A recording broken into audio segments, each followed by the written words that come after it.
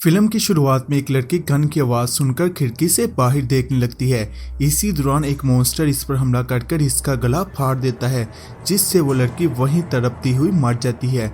Scene यहाँ से shift होता है और हमें 1943 में एक जापानीज सीक्रेट बायोकेमिकल लैब दिखाई जाती है, जो इंसानों पर बहुत खतरनाक एक्सपेरिमेंट कर आखिरकार एक मॉन्स्टर बनाने में कामयाब हो जाते हैं, जिस पर जापानीज आर्मी ऑफिसर बहुत ही ज्यादा खुश दिखाई दे रहे थे। अचानक उस मॉन्स्टर की हार्ट बीट बढ़ जाती है, जो वो जंजीरों को तोड़कर वहां पर मौजूद हर शख्स पर हमला करने लगता है। ये रवायती हथियार तलवार और गन इस पर बिल्कुल भी कोई असर नहीं करते। वो एक एक कर वहां पर मौजूद हर शख्स को बहुत ही बेरहमी से मार देता है।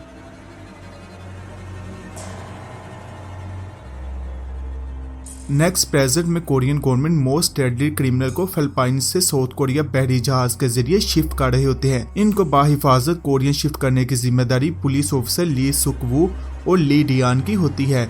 सिपाही इन्हें शिप में लाकर सेपरेट कैबिन में चेन से बांध देते हैं। दूसरी तरफ ओ डे वोंग अपने लोगों के साथ नेवी के हेड ऑफिस पहुंचता है और जबरदस्ती हर चीज को अपने कब्जे में ले लेता है, जिसे देखकर ऐसा लग रहा था कि कुछ बड़ा होने वाला है। वापस शिप में हमें दो मोस्ट डेडली क्रिमिनल जोंगडो और साइलेंट मैन डू आईओ दिखाए जाते हैं। वहीं पर एक मेडिकल ऑफिसर चुपके से अपने बैग में ब्लड की बोतल को फिल करता और मैप को फॉलो करते हुए एक सीक्रेट रूम में पहुंचता है, जहां पर हमें फिल्म की शुरुआत वाला मॉन्स्टर दिखाया जाता है, जो कि बिल्कुल डेड लग रहा था क्योंकि इसके मुंह में कीड़े चल रहे थे।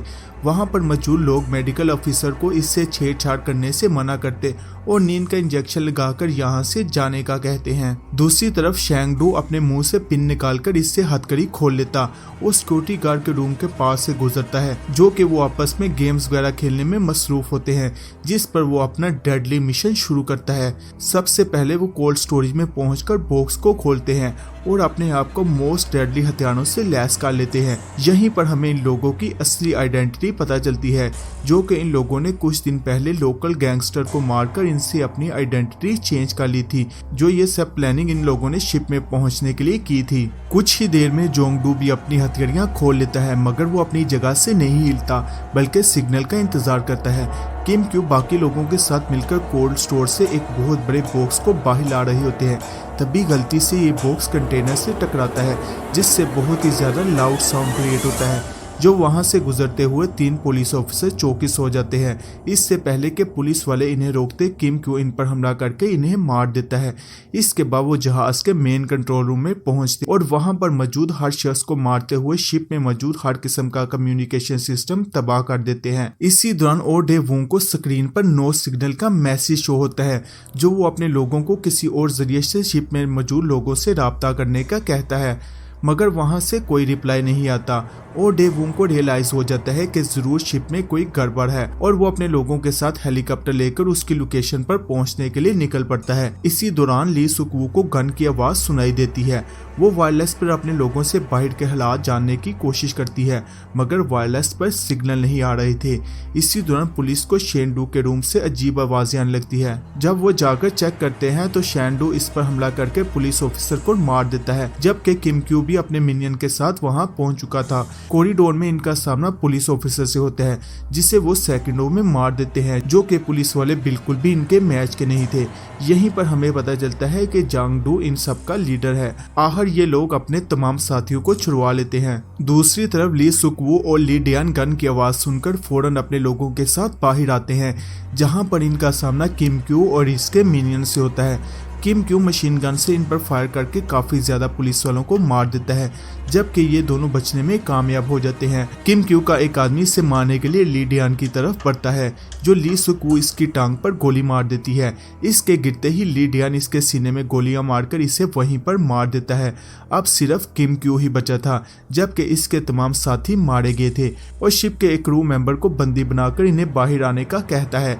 ली डियान बाहर आकर इस पर जंप कर देता, जो ली सुक वू मौके मौके का फायदा उठाते हुए किम क्यू को गोली मार के मार देती है। इतने ज्यादा खून हराबे से ब्लड पाइपों के जरिए लिस्ता हुआ मॉन्स्टर के पास आकर गिरता है, जो वो इसकी खुशबू से जाग जाता है। इसी दौरान शेंडू छुड़वाए गए कैदियों के साथ इंजन रूम में पहुंचता और अपने लोगों को यहाँ पर मौजूद हर शख्स को मारने का कहता है ताकि शिप यहीं पर स्टॉप हो जाए। वो मिनटों में सबको मार देते हैं। तभी जब लास्ट इंजीनियर रह जाता है तो जान डू इन्हें इसे मारने से रोक देता है। इसी दौरान पुलिस वहां पहुंच जाती और इन्हें सरेंडर करने का कहती है। एक कैदी सरेंडर करता है जिसे जांग डू गोली मार देता है।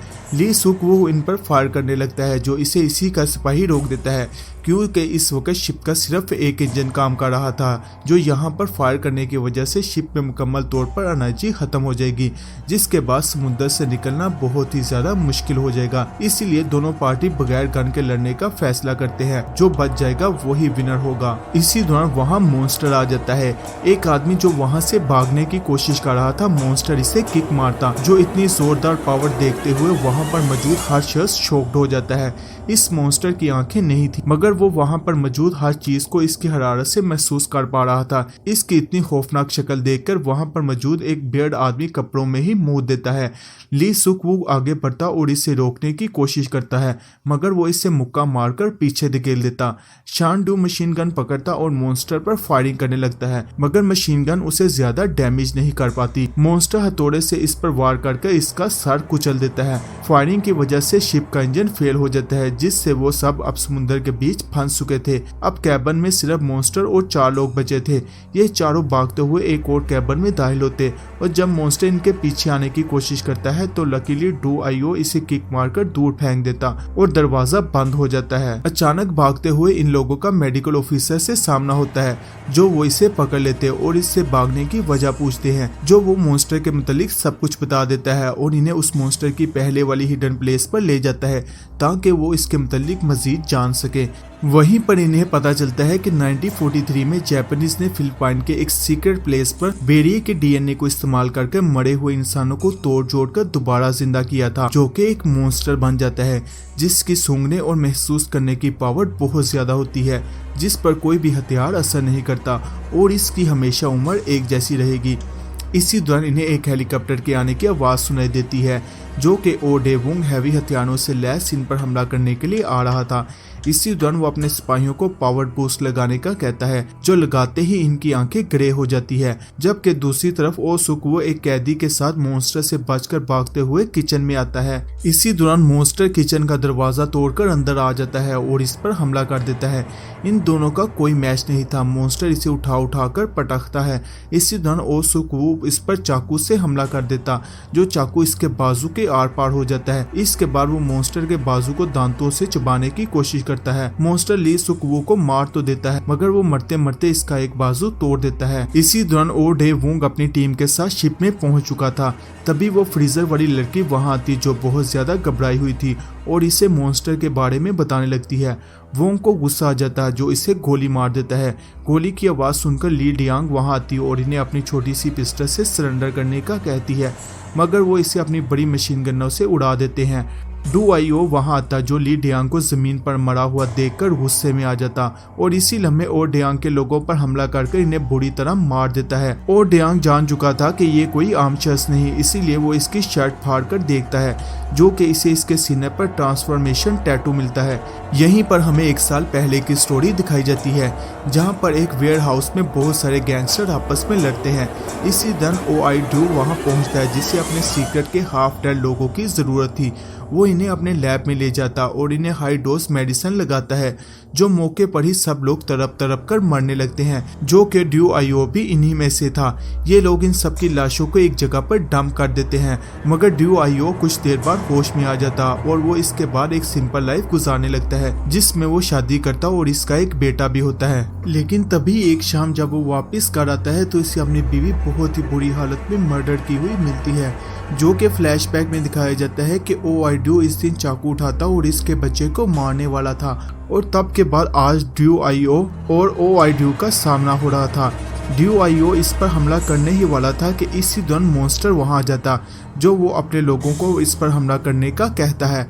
वो इस पर गोलियों की बरसात कर देते हैं, मगर मॉन्स्टर अपने आप को दरवाजे से कवर करके इन सिपाहियों को मार देता है। तभी जब इसे लगता है कि इसके सिपाही मॉन्स्टर का मुकाबला करने के काबिल नहीं, तो वो खुद इसका सामना करता और लड़ते लड़ते इसका एक बाजू तोड़ देता और आखिरकार इसे मार देता है। अब शिप में सिर्फ डू आईओ और ओ ड्यू वोंग बचते हैं। ये दोनों लड़ते लड़ते शिप की छत पर पहुंच जाते हैं और तभी जब ओ ड्यू वोंग को लगता है कि वो इसे मारने वाला है, तो वो इसे इसकी बीवी की मौत याद दिलाता है और बताता है कि उसने उसे मारा था, जो कि ओआईडू ये बात सुनकर गुस्से में आ जाता और अपनी पूरी पावर से इस पर हमला करते हुए इसके दिल पर चाकू मारता और इसे किक मारकर समुद्र में फेंक देता है। लेकिन अभी भी इसकी तसल्ली नहीं होती, क्योंकि वो अभी भी मरा नहीं था। वो इसे मारने के लिए इसके पीछे समुद्र में जाता है। इसके बाद सीन यहाँ से चेंज होता है और हमें एक सीक्रेट आइलैंड दिखाया जाता है, जहाँ पर एक केमिकल लैब का सीईओ आता है, जो कि हमें यहाँ पर पता चलता है कि ओ ड्यू वोंग ने ओआईडू के बेटे को नहीं मारा था, क्योंकि इसे इसकी आंख में इसके चेंज जीन्स दिखाई देते हैं और वो इसे टेस्टिंग के लिए यहाँ सीक्रेट लैब में ले आते हैं। जबकि दूसरी तरफ ओआईडू समुद्र से बाहर निकलता है और वो इस सीक्रेट आइलैंड पर पहुंच चुका था, जो कि ऐसा लगता है कि इसका नेक्स्ट सीक्वल भी जल्द रिलीज होगा। आज के लिए बस इतना ही। अगर आपको हमारी ये वीडियो पसंद आई तो प्लीज़ चैनल को लाइक, शेयर और सब्सक्राइब जरूर कीजिएगा। शुक्रिया।